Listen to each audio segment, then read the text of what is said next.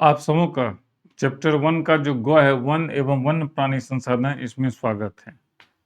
Picture से clear है, वन्य प्राणी है, पेड़ है, पक्षी है, जानवर है, ये सब संसाधन के रूप में कैसे इस्तेमाल हो सकता है, हम लोग इसके बारे में इसमें देखेंगे।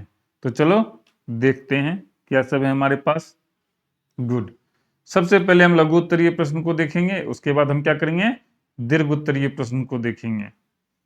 तो सबसे पहला सवाल है हमारे पास, वन विनाश के मुख्य कारकों का उल्लेख कीजिए। वन का विनाश हो गया, नाश हो गया पूरी तरह से, क्यों हुआ उसका करता उल्लेख कीजिए। अगर देखो तो वन का सही में विनाश हो गया है। हमको जानवर देखने के लिए आज चिड़ियाघर जाना पड़ रहा है, तो यह एक गंभीर समस्या है। तो क्या सब है, सबसे पहला काम क्या है, कृषि भूमि का तेजी से विस्तार।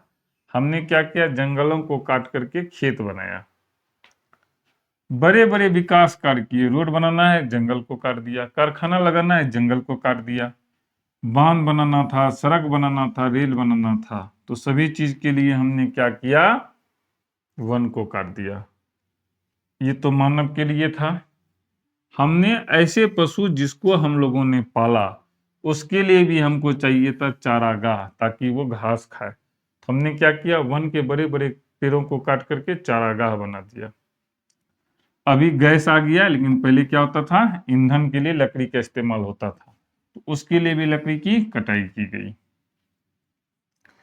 इन सभी चीजों के बाद आया औद्योगिकरण और नगरीकरण। अब क्या हुआ, शहर बसाना था, तो उसके लिए भी क्या किया गया, वन को काट करके शहर को बनाया गया। इन सभी चीजों से हम देखते हैं कि वन का विनाश हुआ। पहला नंबर समाप्त हो गया। अब आते हैं दूसरा नंबर पे, बिहार के वर्तमान वन संपदा की स्थिति का वर्णन कीजिए। बिहार एक कृषि प्रधान राज्य है, तो यहाँ जो वन है वो कम है। कृषि प्रधान होने का मतलब है हम कृषि पे आश्रित हैं, और कृषि योग्य भूमि वन को काट करके ही बनाई गई है। कहने का मतलब है कि यहाँ वन कम है। तो जब झारखंड था उस समय वन ज्यादा था, क्योंकि वहां पहाड़ था, पहाड़ पर खेत होना मुश्किल था, तो पहाड़ पर वन लगाया जाता है। तो पहाड़ का एरिया चला गया, अब पहाड़ काफी कम है, भागलपुर के साइड में कुछ ही है, कुछ कैमूर और इधर होगा। तो क्या हो गया, वन संपदा में क्या हुआ, गिरावट आया। अगर कहता है, आप अगर क्षेत्रफल देखिएगा, बिहार का जितना क्षेत्रफल है, तो वन से ढका हुआ हिस्सा जो है ना, केवल 7.1% ही है। इतना ही प्रतिशत है, 7.1%। यानी कितना हुआ, 92.9% क्या है, दूसरा चीज है। राज्य में कितने जिले हैं, 38 जिले हैं, और उसमें से जो 17 जिला है उसमें कहता है वन है ही नहीं, वन पूरी तरह से समाप्त हो गया है। का कुछ ही जिला ऐसा है जिसमें से एक है कैमूर, दूसरा है औरंगाबाद, तीसरा है रोहतास, गया, नवादा, मुंगेर। यही सब जिला कुछ ऐसा है जिसमें कुछ जो है वन का हिस्सा अभी भी है। कहता है इस हिसाब से अगर हम देखते हैं तो लगभग 3700 वर्ग किलोमीटर हिस्सा जो है वो वन संपदा में आज के डेट में है। तो क्लियर हो गया 2 नंबर भी। आगे बढ़ते हैं, तीसरा नंबर सवाल में चलते हैं। वन वन वन हम काफी पढ़ रहे हैं, वन वन वन क्या है, तो सवाल है कि इसका पर्यावरणीय महत्व क्या है, आखिर हम इसको पढ़ क्यों रहे हैं। तो देखो, पर्यावरण का संतुलन, जीवन में संतुलन का बहुत आवश्यक है, और हम रहते हैं पर्यावरण में, तो पर्यावरण का संतुलन आवश्यक है। कहता है कि यह जो आवश्यक है उसमें वन क्या है, महत्वपूर्ण भूमिका निभाता है। अब सवाल है ये भूमिका निभाता कैसे है, तो कहता है ये जो कार्बन डाइऑक्साइड जिसको मनुष्य छोड़ता है, बहुत कारखाना से निकलता है, जो कि जीवन को हानि पहुंचाता है, इसको वन क्या करता है, सोख लेता है और वायुमंडल को स्वच्छ बनाता है। क्लियर हो गया। मनुष्य को चाहिए हवा, सांस लेने के लिए शुद्ध हवा, तो वन क्या करता है, शुद्ध हवा देता है। और पीने के लिए चाहिए पानी, तो कहाँ से आता है, वर्षा से। कहता है वर्षा लाने में भी मदद करता है, जहां वन ज्यादा होता है वहां वर्षा भी ज्यादा होता है। और जल स्रोतों को क्या रखते हैं? संचित रहते हैं। इसके बाद पानी हो गया, जल हो गया, और रहने के लिए चाहिए घर, रहने के लिए चाहिए घर। तो जीव जंतु को आवास भी प्रदान करता है। और कहते हैं ना, जैव विविधता होना आवश्यक है, तो इस चीज को भी ये क्या रखता है? बनाए रखता है। इस प्रकार हम देखते हैं कि जो मानव जीवन की जो सुरक्षा है और जो पोषण है, इसमें इसका योगदान क्या है? अमूल्य है। क्लियर हो गया? 3 नंबर। आगे बढ़ते हैं, देखते हैं चौथा नंबर क्या है।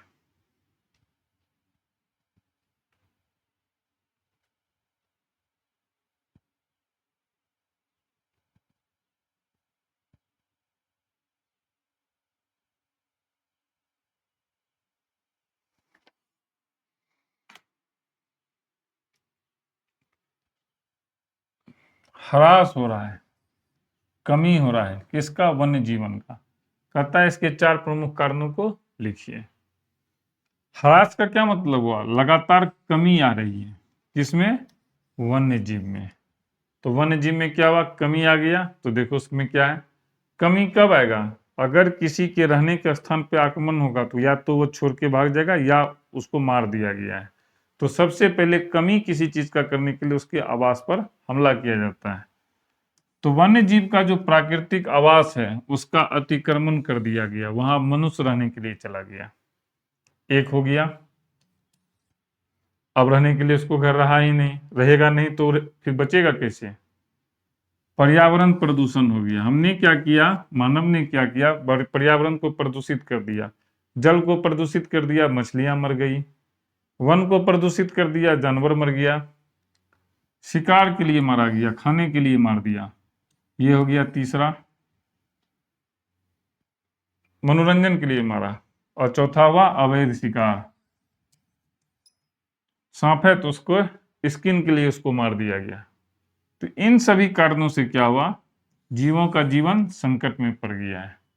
और कहता है इतना ही नहीं, कई प्रजातियां या तो विलुप्त हो गई है या समाप्त होने की कगार पर है। क्लियर हो गया? 4 नंबर सवाल भी। आगे बढ़ते हैं, 5वां सवाल। कहता है वन्य जीवन का संरक्षण करना है। उसको कैसे करना है? सामुदायिक रीति रिवाज से। सामुदायिक रीति रिवाज से या सहयोगी रीति रिवाज से, कहता उल्लेख करें। जब समुदाय किसी चीज का रक्षा करेगा तो इसका मतलब है वह चीज उसके लिए पूजनीय होगा, तभी रक्षा करेगा। तो कहता है हमारा जो समाज है, जो हिंदू समाज है या जो भी समाज है, जितने भी समाज हैं, उसमें क्या है? पेड़ पौधों को और कुछ जीवों को धार्मिक दृष्टि से पूजनीय माना जाता है। जब हम किसी चीज को पूजनीय मानते हैं तो हम उसका क्या करते हैं? संरक्षण करते हैं। जैसे पीपल, नीम, तुलसी, इन सभी चीजों को क्या है? पूजनीय माना गया है। गाय, बंदर आदि की भी क्या होती है? पूजा होती है। बंदर को हम हनुमान जी मानते हैं, गाय की भी पूजा होती है। उसी तरह से खास करके जनजातीय समाज में, जो कि वन में ही जीवन बसर को अपना जीवन गुजरते हैं, उसमें प्रकृति और पशुओं को पवित्र मानते हैं। हमने इसमें 1-2 पशुओं को ही पवित्र माना है, लेकिन जनजातीय समाज जो होता है वह पूरे प्रकृति और सभी पशुओं को पवित्र मानता है। तो अब क्या होता है ना, जब उसको पवित्र मानेगा तो उसको वो हानि पहुंचाएगा नहीं, करेगा क्या? उसका संरक्षण। और ये चीज क्या होता है? अपने आप हो जाता है। तो ये जो परंपरा है ये क्या होती है? स्वतः विकसित हो गई है। तो इससे क्या हुआ? जीवों का हो रहा है रक्षा। क्लियर हो गया? 5 नंबर। अब आगे बढ़ते हैं, 6 नंबर। चिपको आंदोलन क्या है? सब सुना है। चिपको मतलब चिपक जाना है। तो चिपकने का क्या मतलब है? सट जाना है। तो देखो ये आंदोलन शुरू क्या हुआ 1972 में, आज से कई साल पूर्व। टेरी गढ़वाल एक जगह का नाम है जो अभी कहाँ है, उत्तराखंड में। उस समय उत्तर प्रदेश में था। यह आंदोलन यहीं पे शुरू हुआ। कैसे शुरू हुआ? जो ठेकेदार थे, सरकार ने क्या किया, उसको हरे भरे पेड़ को काटने की अनुमति दे दी थी। तो जब पेड़ को काटने की अनुमति दे दी गई तो वहां के जो ग्रामीण महिलाएं और पुरुष थे, उन्होंने उस चीज का विरोध किया। फिर भी ठेकेदार पेड़ को काट लेता था। तो उन लोगों को लगा अगर हम पेड़ से चिपक जाएंगे तो काटेगा कैसे, पेड़ को काटने से पहले उसे कुल्हाड़ी मेरे ऊपर चलानी पड़ेगी, फिर हत्या का केस बन जाएगा। तो उन्होंने क्या किया, पेड़ को बचाने के लिए पेड़ से चिपक जाता था। कोई भी क्रांति या कोई आंदोलन हमेशा एक नेता होता है। उस नेता का नाम था सुंदरलाल बहुगुणा। तो यह आंदोलन स्पष्ट है, पेड़ को बचाने के लिए था। इसका मतलब है पर्यावरण का क्या हो रहा था, संरक्षण हो रहा था। और यह एक प्रकार का मिसाल बन गया सभी लोग। और जब पेड़ को काटा गया, पेड़ को बचाएगा, तो इसकी क्या हुई, सराहना हुई, लोगों ने इसको पसंद किया। और ये सिर्फ अपने देश में ही नहीं, पूरे विश्व में हुआ, पूरे विश्व में हुआ। क्लियर हो गया? आगे चलते हैं। 7वां नंबर, देखो वन हमारे जीवन में कितना उपयोगी है, बहुत इंपॉर्टेंट चीज है। कैंसर रोग के उपचार में वन कैसे सहायक है, लिखें। कहता है कैंसर रोग भी नहीं होगा अगर वन रहेगा। क्यों नहीं होगा? तो वन में अनेक औषधियां पाई जाती है। जब लक्ष्मण जी को बाण लगा था तो हनुमान जी क्या किए थे, जड़ी बूटी लाए थे। कहां से लाए थे? पहाड़ पे। पहाड़ पर क्या था? वन था। यानी वन में औषधीय पौधे पाए जाते हैं। और ये औषधीय पौधे, औषधि कहाँ काम आता है? बीमारी में। तो कहा कोई भी बीमारी है उसमें ये क्या होता है? उपयोगी है। अतः हिमालय के क्षेत्रों में पाए जाने वाले हिमालयन यव पौधे से, एक पौधा है उसका नाम है हिमालयन यव पौधा, उससे एक रसायन प्राप्त होता है और उसका नाम है टेक्सोल। क्या नाम है उसका? टेक्सोल। और यह रसायन जो है यह कैंसर के इलाज में प्रभावी है। इस प्रकार हम क्या देखते हैं, वनों से प्राप्त वनौषधियां, देखो औषधि, और वन से मिला तो इसको हम क्या बोले? वनौषधियां। यह सहायक है किस चीज में? स्वास्थ्य सेवा में। क्लियर हो गया? 7 नंबर। आगे बढ़ते हैं। विलुप्त होने के खतरे वाले 10 जीव जंतुओं के नाम लिखें। लुप्त हो रहा है, अब बचेगा ही नहीं, तो कहता है ऐसा 10 जीव का नाम लिखिए। लाल पांडा, सफेद सारस, ये सब जानवर है जो अब नहीं मिलता है। पर्वतीय बटेर, सारंग, नीलगाय, मगरमच्छ, गिद्ध, भेड़िया, मोर आदि चीता, ये सब अब विलुप्त होने के कगार पर है। तो जो लुप्त हो रहा है उसको क्या किया जाएगा? बचाया जाएगा। इसलिए इन प्रजातियों के संरक्षण के लिए क्या हो रहा है? विशेष प्रयास किए जा रहे हैं। क्लियर हो गया? आगे बढ़ते हैं। प्रदूषण जनित समस्या से वन्य जीवों का ह्रास हुआ है कैसे? समस्या है, और वो समस्या हुआ है प्रदूषण से, और हानि किसको हुआ है? वन्य जीवों को। कहा कैसे? तो चलो देखते हैं। प्रदूषण क्या सब प्रदूषण है? वायु प्रदूषण है, जल प्रदूषण है और मृदा प्रदूषण है। इन सभी चीजों से क्या हुआ ना, वन्य जीवन का जो प्राकृतिक आवास था वो प्रभावित हुआ। देखो अब जो हवा में जिसका आवास था, जो घोंसला में रहता था, ठीक है, पक्षियां, या जो हवा में जो हवा प्रदूषित हो गई तो उन लोगों को दिक्कत हुआ। जिसका जल में आवास था और जिसका मिट्टी में आवास था, उस समूह का प्रदूषण से क्या हुआ? आवास प्रभावित हो गया। का इतना ही नहीं हुआ, अम्ल वर्षा भी शुरू हो गया। औद्योगिकरण से क्या हुआ? सल्फर डाइऑक्साइड, कार्बन डाइऑक्साइड, इन सबों की मात्रा हवा में बढ़ गई, तो पहली बारिश जो होती है वो अम्लीय वर्षा हो जाती है। ग्रीन हाउस प्रभाव हुआ। ग्रीन हाउस प्रभाव से क्या हुआ? ओजोन परत में छिद्र हो गया, पराबैंगनी किरणें अब धरती पर डायरेक्ट आ रही है। तो इससे क्या हुआ ना, वन्य जीवों की प्रजनन क्षमता घट गई। अब नए बच्चे आना बंद हो गए, जीवन चक्र भी बाधित हो गया, तो क्या होगा, जो संख्या है उसमें भारी गिरावट आ गई। क्लियर हो गया 9 नंबर। आगे बढ़ते हैं, 10वां नंबर देखते हैं। कहता है भारत के 2 प्रमुख जैव मंडल क्षेत्र का नाम प्रांतों सहित लिखें। 2 प्रमुख तो लिखते हैं। पहला क्या है, पंचमढ़ी जैव मंडल क्षेत्र, जो मध्य प्रदेश में स्थित है। पंचमढ़ी कहाँ पे है, मध्य प्रदेश में, और इसका वर्ग किलोमीटर कितना है, 4926.28 वर्ग किलोमीटर।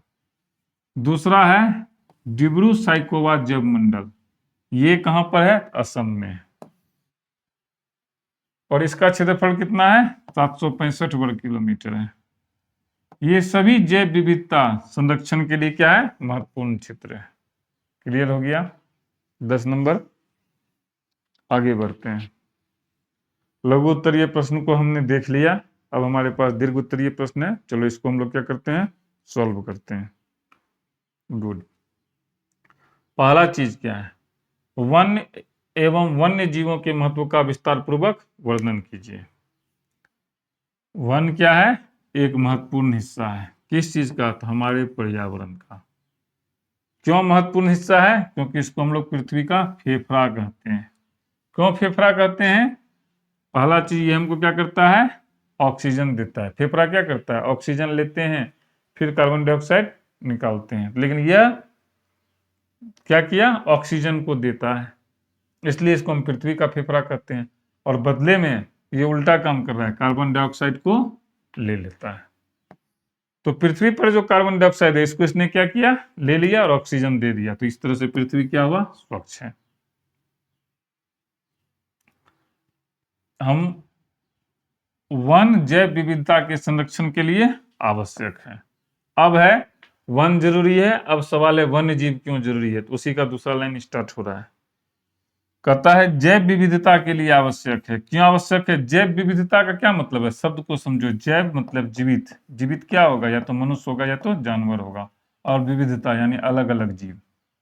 जैव विविधता का मतलब हो गया अलग अलग जीव, क्योंकि यहाँ अनेक प्रकार के जीव जंतु, पक्षी, सरीसृप और पौधे मिलते हैं। ये सभी जीव एक दूसरे से जुड़े हुए पारिस्थितिक तंत्र का हिस्सा है। सभी जीव क्या एक दूसरे से जुड़ा हुआ है, और ये जो तंत्र है उसको हम लोग क्या कहते हैं, पारिस्थितिक तंत्र कहते हैं। अब देखो कैसे जुड़ा हुआ है। वन क्या देता है, लकड़ी देता है, ईंधन देता है, औषधियां देता है, फल देता है, मसाले और भी अनेक उपयोगी वस्तु उपलब्ध कराते हैं। उदाहरण के लिए हिमालयन यव, इससे कैंसर की दवा टेक्सोल प्राप्त होती है, हमने पढ़ा भी है। इसके अलावा वन्य जीवों में शाकाहारी, मांसाहारी, उभयचर और सरीसृप जैसे विविध जीव रहते हैं, जो प्राकृतिक संतुलन बनाए रखने में मदद करते हैं। मांसाहारी क्या करता है, शाकाहारी को खा लेता है, प्राकृतिक संतुलन बना हुआ रहता है। इस प्रकार हम देखते हैं वन और वन्य जीव क्या है, मानव जीवन के लिए और पर्यावरण के लिए क्या है, अत्यंत आवश्यक है। क्लियर हो गया 1 नंबर। आगे बढ़ते हैं, दूसरा नंबर में चलते हैं। वृक्षों के घनत्व के आधार पर वनों का विस्तार से वर्णन कीजिए। देखो हमारा जो भारत है ना देश, उसमें कहीं वर्षा ज्यादा होती है, कहीं कम होती है, कहीं वर्षा नहीं होती है, ठीक है। तो वर्षा से क्या होता है, वनों का विस्तार होता है। जहाँ ज्यादा बारिश होगी वहां वन घने होंगे, कहीं बर्फ गिरता है, उस हिसाब से। तो वृक्षों के घनत्व के आधार पर वनों को 5 प्रकार में बांटा गया। कितने प्रकार में, 5 प्रकार में। पहला है अत्यंत सघन वन। अत्यंत सघन वन यानी बहुत सघन वन है, तो ये वन जहां होते हैं वहां वृक्षों का घनत्व क्या होता है, 70% से अधिक होता है, यानी पानी जहां ज्यादा पड़ रहा है। जैसे पूर्वोत्तर भारत के अधिकांश क्षेत्र, पूर्वोत्तर यानी पूर्व और उत्तर, असम, नागालैंड, मिजोरम, मेघालय, तो यहाँ पर जो अधिकांश क्षेत्र है वहां।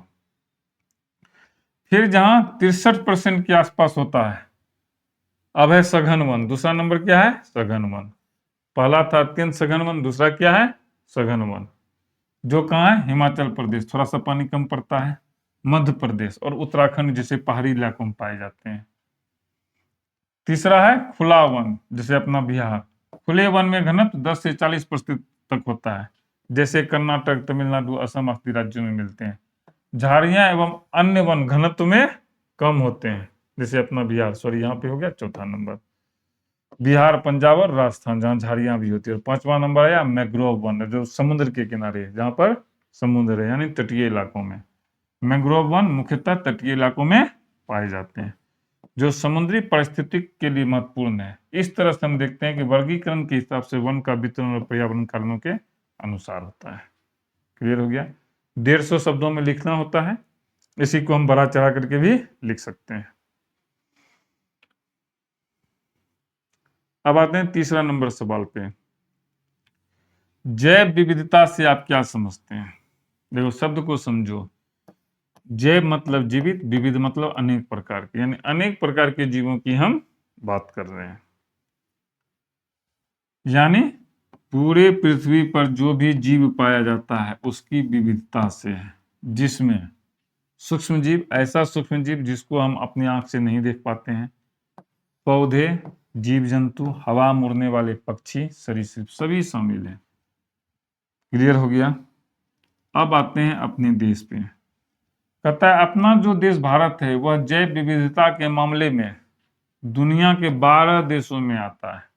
टोटल कितना देश है? 12 देश ही ऐसा है। जैव विविधता मानव जीवन के लिए क्या है? महत्वपूर्ण है। क्यों महत्वपूर्ण है? क्योंकि यह भोजन देता है, औषधियां देता है, रेशे, लकड़ी और अन्य प्राकृतिक संसाधन प्रदान करते हैं। और अगर यह नहीं होगा तो क्या होगा? अगर यह नहीं होगा तो यह जो पारिस्थितिकी तंत्र है इसका संतुलन ही क्या होगा? खत्म हो जाएगा। इस प्रकार हम, और अगर यह है तो क्या है? तो अभी जो जैव विविधता है इसके कारण नया पौधा और जीव विकसित होता है। जब नया पौधा और जीव विकसित होगा क्या होगा? कृषि डेवलप होगा, उद्योग में भी क्या होगा? उन्नति होगा। इस तरह से हम देखते हैं कि यह जो जैव विविधता है ये प्राकृतिक संसाधन की रक्षा करता है, जो मानव के विकास के लिए अत्यंत आवश्यक है और संरक्षण में मदद करता है। क्लियर हो गया 3 नंबर? आगे बढ़ते हैं, देखते हैं हमारे पास क्या है। गुड। चौथा नंबर सवाल में आते हैं। मानवीय क्रियाओं द्वारा वन एवं वन्य जीवों का ह्रास हुआ है कैसे? मानव ने किसी को नहीं छोड़ा, मानव को सिर्फ अपना फायदा देखना था। तो जब यह अपना फायदा देखा तो दो चीजों को नुकसान पहुंचाया, एक था वन, दूसरा था वन्य जीव। तो कहता है कैसे? तो देखो, मानव की आवश्यकताएं ज्यादा थी और उसको विकास करना था। इसकी जो ये इच्छा थी तो सबसे पहले उसने क्या किया, जहां से उसको फायदा मिलना था वो जगह था वन, उसका अत्यधिक दोहन किया। कैसे किया? जब उपनिवेश काल से ही, जब लोग दूसरे देश को गुलाम बना रहे थे, उस समय सबसे पहले सड़कों का विस्तार हुआ, रेल मार्ग बनाए गए और शहर बसाए गए। इन सबों का जब विस्तार हुआ तो वन को काटा गया, क्योंकि पूरी पृथ्वी पर वन था। सड़क बिछाने के लिए, रेल बिछाने के लिए और शहर को बसाने के लिए सबसे पहले पेड़ को काट दिया गया। पेड़ कटा तो वन नष्ट हो गया। जनसंख्या भी क्या हुई? बढ़ने लगी। जनसंख्या भी बढ़ती गई। जनसंख्या बढ़ रही थी, खाने के लिए चाहिए अन्न, अन्न के लिए चाहिए कृषि योग्य भूमि। तो कृषि योग्य भूमि के लिए भी क्या किया गया? वन को काट दिया। अब लोग गांव में नहीं रहते थे, वो बोले हम शहर जाएंगे, तो शहर के अगल बगल के भी जो वन क्षेत्र था उसको काट के समाप्त कर दिया गया। अब लगा हमको चाहिए कोयला। कोयला था जमीन के अंदर, पहले पेड़ को काट के हटाया गया और खदान से भी कोयला निकालने लगा। बड़े बड़े कारखाने बैठाने थे, शहर में नहीं बसाया जा सकता था, कृषि योग्य भूमि पे नहीं बसाया जा सकता था, तो वन को काट के बड़े बड़े कारखानों को बसा दिया गया। तो जब हम वन को नष्ट कर देंगे तो वन में जो जीव रहते थे उनका आवास ऑटोमेटिक नष्ट हो गया। तो जब घर नहीं रहेगा तो वो बचेगा कैसे? तो उसकी सारी प्रजातियां विलुप्त हो गई। आज भी भारत में चीता, गिद्ध जैसी कई प्रजातियां हैं जो क्या है? संकट में है। तो इस प्रकार हम देखते हैं कि वन के विनाश से क्या हुआ? पर्यावरण संतुलन बिगड़ गया और जैव विविधता को नुकसान पहुंचा है। क्लियर हो गया 4 नंबर। अब आते हैं 5वां नंबर। अब क्या किया, बचाना था वन को, तो भारत सरकार ने क्या किया, जैव मंडल क्षेत्र का विकास किया है। कहता है उसका विस्तृत विवरण दें। तो चलो देखते हैं। सबसे पहला चीज, अभी थोड़ी देर पहले हमने पढ़ा कि 12 देश ही ऐसा है जिसमें भारत भी क्या है, एक है। इसका मतलब हुआ कि भारत जो है जैव विविधता से भरपूर देश है। तो यहाँ क्या किया गया, कुछ क्षेत्रों को आरक्षित किया गया जिसका नाम लिखा गया जैव मंडल आरक्षित क्षेत्र। जैसे एक है पंचमढ़ी, ये कहाँ पर है, मध्य प्रदेश में, 5 लाख वर्ग किलोमीटर क्षेत्र में लगभग ये फैला हुआ है। दूसरा है अचनकमार अमरकंटक क्षेत्र। तीसरा है कंचनजंगा क्षेत्र, ये सब का है सिक्किम में। फिर तमिलनाडु में एक क्षेत्र है नीलगिरी क्षेत्र। केरल और कर्नाटक में है ये सारा क्षेत्र, ये तीनों यहाँ पर है, तमिलनाडु, केरल और कर्नाटक में नीलगिरी क्षेत्र। उत्तराखंड में जो नाम है वो है नंदा देवी, नंदा देवी पहाड़ भी वहीं है। नोकरेक मेघालय में है, मानस असम में, और सुंदरवन पश्चिम बंगाल में है। ये सभी क्षेत्र जो है वो जैव विविधता के संरक्षण और अध्ययन और संवर्धन के लिए बनाए गए हैं। यहाँ पर पशु पक्षियों की हत्या अपराध एक तरह से देखा जाए, जो संरक्षित जीव है उसकी हत्या नहीं की जा सकती है। तो इस तरह से हम देखते हैं कि भारत जैव विविधता के क्षेत्र में महत्वपूर्ण भूमिका निभाता है। क्लियर हो गया। अब समाप्त हो गया है। अब अगला चैप्टर देखेंगे जो अध्याय 1 का ही नेक्स्ट चैप्टर है। इसमें इतना ही रहने देते हैं। ईश्वर आप लोगों को सफलता प्रदान करे। धन्यवाद।